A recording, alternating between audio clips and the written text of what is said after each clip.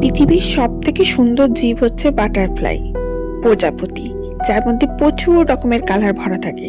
দেখতে অসাধারণ সুন্দর লাগে, কিন্তু সে কি নিজে জানে যে সে কতটা সুন্দর বা কতটা কালারফুল? যতক্ষণ না পর্যন্ত তাকে গিয়ে কেউ বলছে যে তুমি কতটা সুন্দর, কারণ সে তো আর আয়না দেখতে পারে না। ঠিক সেরকমই আমরা মানুষরাও কখনো কখনো আমরা ভুলে যাই আমাদের মধ্যে থাকা ভালো গুণগুলো, আমাদের মধ্যে থাকা সুন্দর সুন্দর কালারগুলো।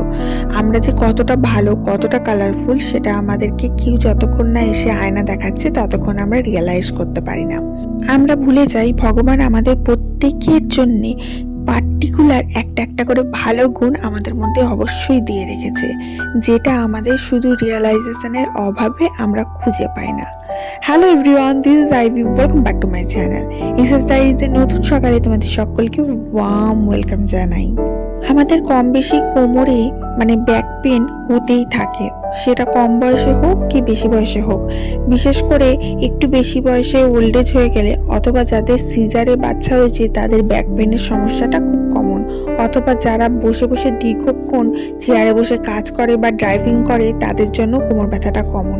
তাদের জন্য আমি ওই পিলোটা তোমাদেরকে দেখালাম। ওটা আমি অনেক দিন হলো কিনেছি, এর আগেও বোধহয় একবার দেখিয়েছিলাম, যেটা ভীষণ উপকারী। আমার বর যখন চেয়ারে বসে দীর্ঘক্ষণ অফিস অ্যাটেন্ড করে তখন ওকে ওই পিলোটা দিই, অথবা আমি যখন বসে বসে মেয়েকে পড়াই পেছন দিকে ওই পিলোটা রেখে দিয়ে সেটাতে বসে বসে পড়ি। অথবা তুমি যদি গল্পের বই পড়ো অথবা মোবাইল দেখো, যে কোনো ক্ষেত্রে কিন্তু পিলোটা পেছন দিকে অ্যাটাচ করে তুমি বসে দেখতে পাবে। ভীষণ এফেক্টিভ একটা জিনিস, আর কোমরের ব্যথা কিন্তু খুব চটজলদি হারিয়ে যায়।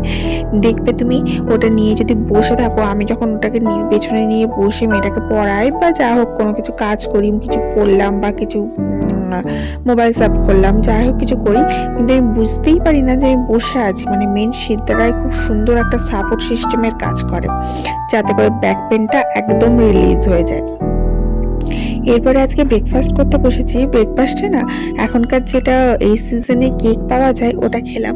ওটা আমার খুব ফেভারিট একটা জিনিস, কারণ এই কেকগুলো আমি দেখেছি এই ডিসেম্বরে, 25শে ডিসেম্বরের আগে 1-2 সপ্তাহেই পাওয়া যায়, তারপরে হয়তো ওই 1 জানুয়ারি অবধি পাওয়া গেল, কিন্তু তারপরে আর পাওয়া যায় না।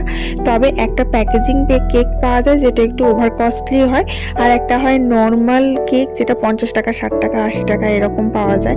ওপরে প্রচুর প্রচুর মোরব্বা দেওয়া থাকে। আই ডোন্ট নো, ওটাকে মোরব্বাই তো বলি আমরা, বাট খেতে আমার ওটা ভীষণ ভালো লাগে, ভীষণ টেস্টি লাগে। এটা অন্য কোনো সময় পাওয়া যায় না। আমার ভীষণ একটা ফেভারিট কেক ওটা। তো আমার শ্বশুর শাশুড়ি রিসেন্টলি এসেছিলো, আমাদের ঘর তো দিয়ে গেছিলো, তো সেটাই ব্রেকফাস্টে খেলাম। আর তার সাথে একটা পরোটা করে নিয়েছি, সেটাও ভাগ ভাগ করে খেয়ে নিলাম। পরোটাতে না স্টাফিং পরোটা করেছিলাম, মটরশুঁটি পুর দিয়ে বেশ একটু মোটা করে করেছিলাম, খেতে ভালো লাগবে বলে। আর তার সাথে চা নিয়ে নিয়েছি। সুন্দর ইজি ব্রেকফাস্ট হয়ে গেল, হালকার ওপরে অথচ ভালো ব্রেকফাস্ট হয়ে গেল। আর কি হয় জানো তো, এই সিজনে মনে হয় না গরম গরম কেক আর চাই খাই, অন্য কিছু খাবো না। জানো কলকাতায় যে কফি হাউসগুলো হয় সেখানে বেকারির জিনিস খুব ভালো পাওয়া যায়, ভালো বান পাওয়া যায়, ভালো কেক পাওয়া যায়। গরম গরম চায়ের সাথে ওগুলো ব্রেকফাস্ট করতে অনেকে যায়। আর অনেকে গরম গরম পাউরুটি দিয়ে স্টু খায় বা বাটার পাউরুটি খায়, বিভিন্ন ধরনের। তবে পাউরুটিটা আমি একটু অ্যাভয়েডই করি। একটা সময় আমি প্রচুর পাউরুটি খেতাম, পাউরুটি দিয়ে এগ পাউরুটি বানানো, স্যান্ডউইচ বানানো, বাটার টোস্ট, জ্যাম টোস্ট, বিভিন্ন রকম পাউরুটির রেসিপি বানাতাম অ্যান্ড খেতাম। তারপরে মনে হলো যে বাইরে থেকে পাউরুটিটা কিনে খাচ্ছি, ওটাও তো সেই ময়দাই।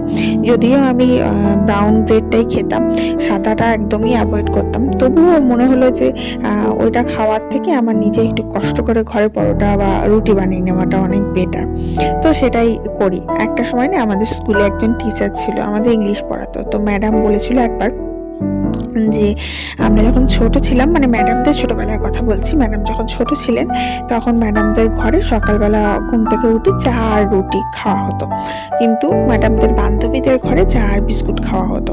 তো ওরকম ওদের খুব কোয়ারি হতো যে ওরা বিস্কুট খায়, আমরা রুটি খাই, ওদের বিস্কুটটা ভীষণ ভালো। যেমন হয় আমরা সবসময় বলি লোকেদেরটা ভালো নিজেদেরটা খারাপ, তো বিস্কুট খায় ভীষণ ভালো, আমাদের রুটিটা ভীষণ খারাপ। তাই ম্যাম বলছে এখন বড় হয়ে আমি রিয়েলাইজ করি যে রুটিটা সত্যি করে গুণে ভরা আর বিস্কুটটা অগুণেই ভরা।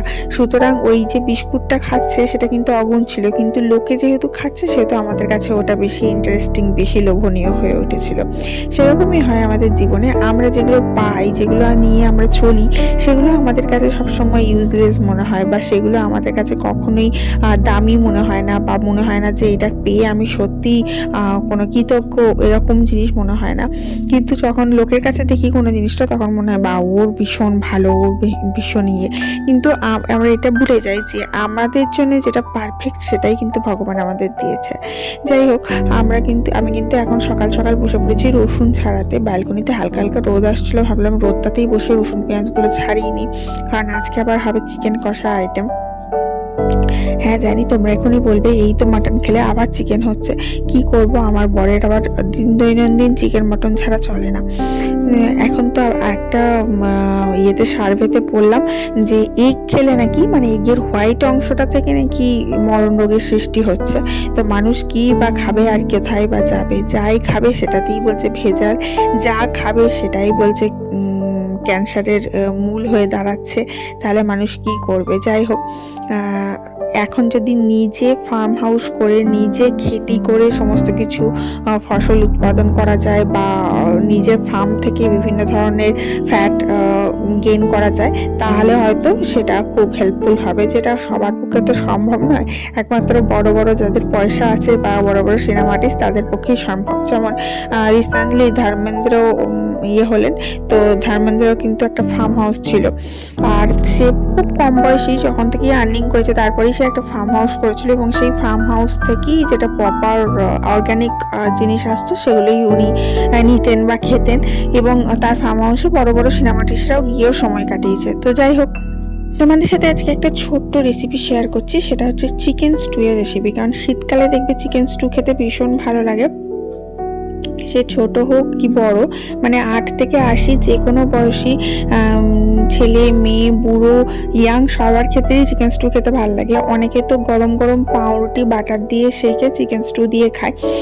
যাই হোক, চিকেন স্টু এর মধ্যে অনেক কিছু দেওয়া যায়, পেঁপে, গাজর, পেঁয়াজ কলি, বিভিন্ন ভেজিটেবল দিয়ে চিকেন স্টু করা যায়। এটা মটনের ক্ষেত্রে ভালো লাগে না, কিন্তু চিকেনের ক্ষেত্রে ভালো লাগে। কলকাতায় যেমন বললাম যে ব্রেড আর গরম গরম চিকেন স্টু বিক্রি হয়, অনেকে খেতে যায়। আমাদের এখানে ওইসব বিক্রি হয় না। তো আমি তোমাদের সাথে চিকেন স্টুটা কিভাবে সিম্পল ভাবে ঘরে করা যায় সেটা তোমাদের সাথে শেয়ার করছি। অনেক বহুকাল আগে বোধহয় একবার শেয়ার করেছিলাম। তো আমি আজকে চিকেন স্টুটা একদম বাটার দিয়ে করব। আমার মেয়েরটা যখন আমি করি দেশি ঘি দিয়ে করি বা বাটার দিয়ে করি, তেল ইউজ করি না। আবার মাঝে মাঝে চেঞ্জ করার জন্য 2-1 তেল দিই, তবে এই তেলটা খুব কমই ইউজ করি। তো এইখানে দেখো দুটো মোটামুটি কিউবের মতো বাটার নিয়েছি। এবার বাটারের মধ্যে বাটারটা একটু মেল্ট হয়ে গেলে তার মধ্যে আমি গোটা গরম মশলা দিয়ে দেবো।